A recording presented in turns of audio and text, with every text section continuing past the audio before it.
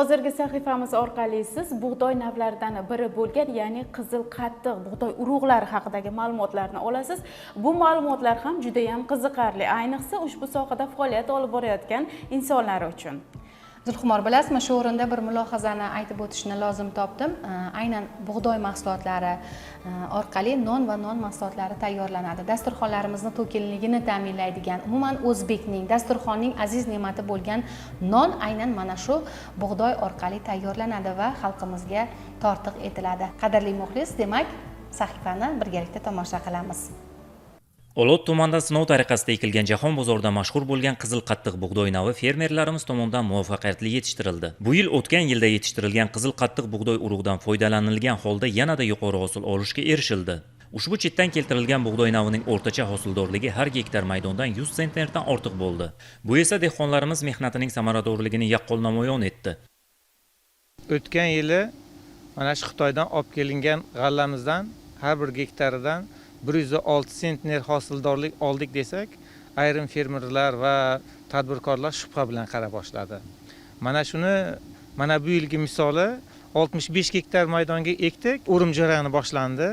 Mana hozir har bir gektaridan 92 sentnerdan 115 sentnergacha hosildorlik olyapmiz. Real bo'layotgan voqea. Bu nima degani? Bu degani bizning hududimizda ham, mana Buxoro, Olot tumanida tuprog'ida ham mana shundagi sara urug'larni yetishtirib, shu yerda ham juda yuqori hosildorlik olish imkoniyati bor ekanligi deyman. Ayniqsa hurmatli prezidentimizning oxirgi yillarda urug'chilikka qilgan e'tiborlari va imtiyozlari tufayli mana shu chetdan olib kelingan g'alla va paxta navlari yetishtirib, juda yuqori samarali hosildorlik olishga erishyapmiz. Bu bizga, fermerlarga, dehqonlarga juda katta imkoniyat yaratib berdi.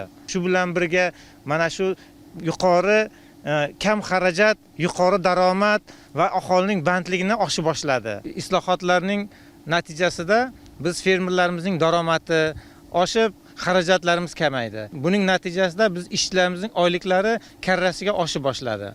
Aytish joiz, ushbu tajriba asosida boshqa hududlarda ham qizil qattiq bug'doy navlarini ommalashtirish bo'yicha ishlar boshlab yuborildi. Mutaxassislarning ta'kidlashicha, bu nav iqlim o'zgarishiga chidamliligi bilan ham ajralib turadi. Fermerlar esa bu ekin parvarishga zamonaviy agrotexnik usullarni tatbiq etib, har gektardan yuqori hosil olishga erishdilar. Xulosa qiladigan bo'lsak, olotlik tadbirkor Ibrohim Hamroyev katta maqsadni ko'zlagan. Uning asosiy maqsadi buxorolik fermerlarning g'alladan mo'l va sifatli hosil olib, daromadlarini oshirishdir. Bu yo'nalishda istiqbolli loyihalarni amalga oshirish ishlari davom etmoqda.